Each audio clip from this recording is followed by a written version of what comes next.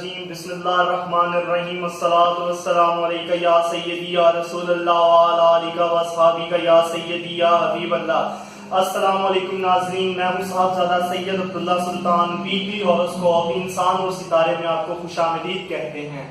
ناظرین، اب ہم آپ کو بتائیں گے برج سرطان یعنی کہ کینسر کے بارے میں۔ برج سرطان کے بارے میں کچھ تبدیلیاں بہت تیزی سے آپ کی زندگی میں آئی ہیں اور کچھ چیزیں ایسی ہیں جو اتنی زیادہ کہ سلو ہو چکی ہیں جس کی وجہ سے آپ کو بہت ساری پریشانیوں کا سامنا ہے، جیسے کہ آپ کے لیے دولت کا خانہ جو ہے اس میں 10 مئی 2017 سے راہو آ کے بیٹھا ہوا ہے۔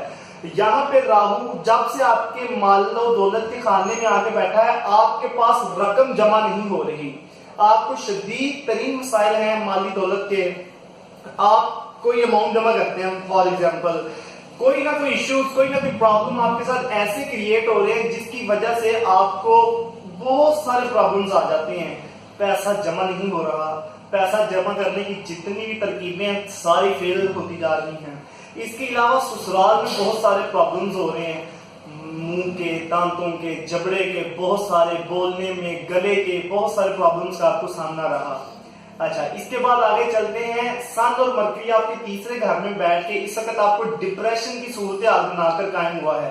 تیسرے گھر میں آپ کا چھوٹے بہن بھائیوں کے ساتھ اختلاف بہت زیادہ قائم ہو رہا ہے۔ یہاں پر اپنے لہجے میں، خصوصاً لہجے میں نرمی پیدا کریں، چھوٹوں کے ساتھ شفقت سے پیش آئیں۔ آپ بہترین لیڈر ہیں لیکن ایک جذباتی لیڈر ہے۔ برج سرطان کا تعلق جو ہے اس کا جو حاکم سیارہ ہے وہ ہے مون، چاند آپ کا حاکم ہے۔ آپ بہت سینسٹیو لوگ ہوتے ہیں، آپ کے آگے کوئی اکڑ جائے آپ اس سے ڈبل اکڑ جاتے ہیں۔ آپ سے صرف ایک ہی طریقے سے کام کرایا جا سکتا ہے اور وہ ہوتا ہے نرمی اور پیار کے ساتھ۔ اور آپ کو یہی مشورہ دوں گا کہ آپ خود بھی دوسروں کے ساتھ نرمی سے پیش آئیں۔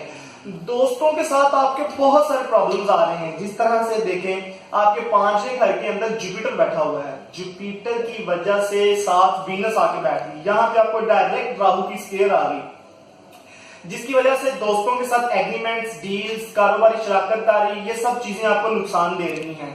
یہاں پر سب سے پہلے آپ کو دوستوں کے ساتھ بالکل کام نہیں کرنا، کیونکہ دھوکے کی ایک فضا قائم ہے۔ دوستوں کے ساتھ اگر کچھ کرنا چاہتے ہیں تو اس کی لکھت پڑھت ضرور کریں، ایگریمنٹ بنائیں، ورنہ برے دن ہیں۔ اور ہاں، جو کہ والدین ہیں ان کو اپنے بچوں کی طرف سے مسائل آ سکتے ہیں۔ یہاں پر آپ کا کوئی بچہ خدا نخواستہ اغوا ہو سکتا ہے، اللہ پاک سب کے بچوں کو اپنے امان میں رکھے، آمین۔ تو بچوں کی پروٹیکشن کے حوالے سے آپ کو میں سمجھتا ہوں کہ ایک بڑا قدم اٹھانا چاہیے، سوچ وچار کرنی چاہیے بچوں کے معاملات میں۔ اپنی لڑائی جھگڑوں کو ایک سائڈ پہ رکھیں، بچوں اور فیملی پہ اس کے اثرات نہ آنے دیں۔ پراپرٹی کے جو جھگڑات ہیں ان میں آپ کی مزید پریشانی کا سامنا ہو سکتا ہے۔